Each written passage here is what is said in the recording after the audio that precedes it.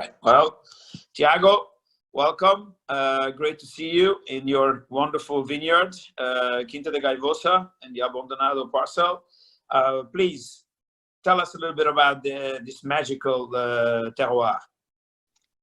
Hello, Akash. How are you today? Well, I'm here at Quinta da Gaivosa. It's a very, very special vineyard in the Douro Valleys. And as you can see on my back, we're right in the western border of the Douro Valley. So for Douro standards, this is a much cooler area than usually Douro is because, well, being a little bit closer to the mountain, we have a little bit more rain. We have the temperatures are a little bit milder as well, and we have very, very special conditions here. So Gaivosa has been in the family now for quite a few generations. Well, it's a group of very old vineyards with some new plantings that we've been doing as well, following pretty much the guidelines that we have in the old vines as well. So focusing on our indigenous grapes that we know that are the best adapt to these really unique conditions, and that are responsible for the character and for the identity of these wines. This vineyard in particular, within Gaivosa, it's one of its oldest and most special vineyards. It's Abandonado, and as you know, Abandonado in Portuguese means abandoned, and it seems like a strange name for a vineyard and for a wine. But I think that when you have the chance to look at it, I think that you really understand the reason behind this. This vineyard was planted by our ancestors 85 years ago, and if it is still difficult to plant a vineyard in the Douro Valley, imagine how it was back then with the tools that they had. So when they were preparing the soil to plant it, they weren't able to go deep enough, basically. So the rock stayed too close to the surface. So they planted the first vines, and right away, many plants started to die. And after a few more years, almost half of the vineyard was gone. So they thought it's too difficult to work here. We have to get it. So that's why all the local people know this as o abandonado, the abandoned in Portuguese. Many years after, already with Domingos, my father, and then with me helping, we were passing by and thinking we have to do something about this. We have to try to replant it. We tried to do it. We failed, I have to admit, because we were literally planting over rock. So when we were just about to replant the whole thing and dynamite the soil to really to be able to replant, I've asked Domingos to try it on its own one last time, just to see what should we plant next year, which should be the wines that we could make in the future, and we totally fell in love with this vineyard. So we didn't replant it. So as you can see, it's still here, and as you can see, it's not even a continuous vineyard. It has almost like 50% of gaps, but the ones that remained, showed such a great character, such a unique character that we're going to keep it as long as we can. That's wonderful. Could you show us a little bit, just walk towards some of the vineyard, the vines, and just show us the vines if you could? Of course. Well, that's very, very intriguing. And obviously there are many grape varieties planted here as well, I assume. A lot indeed. But at the same time, as you can see, it's not really a continuous vineyard. So there's like many gaps. In this time of the season, naturally, it's the vegetation is not fully developed either. So we have a lot of different stuffs like Tinta Amarela, Malvasia Preta. So if you think that Portuguese indigenous grapes tend to be quite obscure for most of the people, this is a whole new level of obscurity.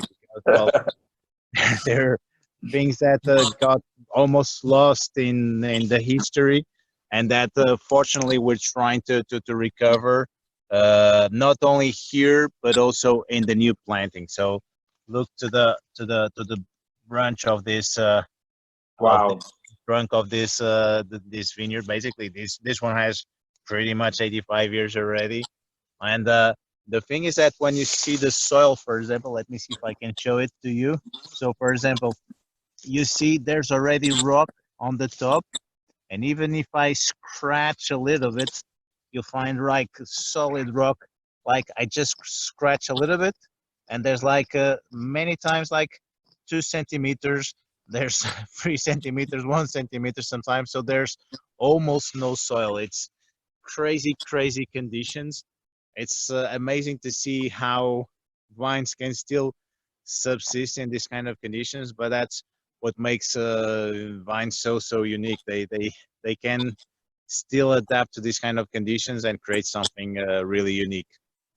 And I have here today Abandonado, a very special wine that comes from a vineyard that was actually planted in the top of Gaivosa about 8 years ago already. And if it's still difficult to work today in a vineyard like in the Douro Valley, imagine how it was 80 years ago. So it was too difficult. Our ancestors weren't able to go deep enough. So when they planted the vines, many plants started to die right away.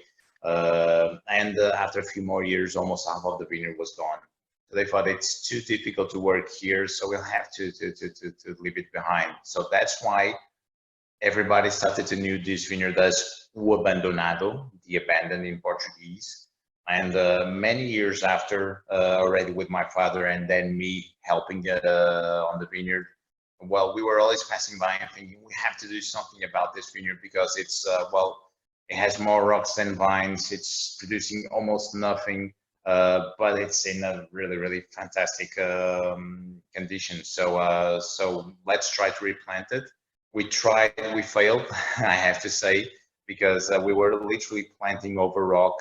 So we thought we'll have to be a little bit more drastic. We'll have to dynamite the whole thing as we usually do in the Douro Valley. So really to prepare the soil properly.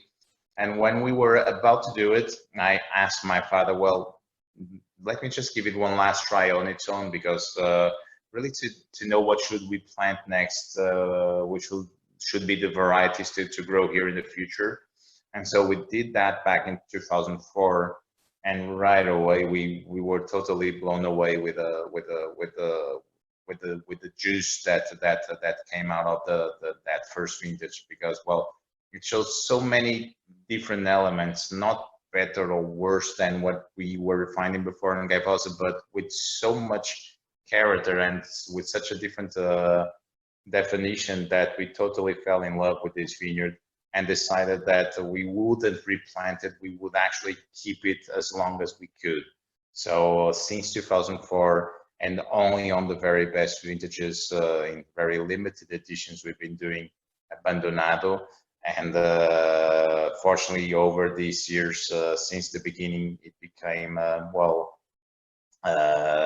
very regarded wine in the, well, for Douro wine lovers, for wine lovers all over the world, actually. And, well, right away get very special scores in Robert Parker, for example, Jancis Robbins as well, and it's not easy to make them agreeing on a wine sometimes. And for example, even at Decanter magazine, it was the first time that the vineyard from Portugal was featured on the Joy of Terroir piece that they have. It was the Abandonado vineyard last July. So very special wine, very dear wine that will age beautifully for many years, for more than 30 years easily. And well, I hope that you'll have the chance to try it. Say hello here to the big boss. Oh, and to the oh, junior. Domingos. Hello, Marcos. And also How are you, my friend? Fine. And you? Oh, good. Oh, my brother. He looks more like a werewolf now, but he's my brother. You see, that's the difference. Your father is well shaven, you know, well cut. Everything is perfect. You see, that's the difference. There you go. Okay.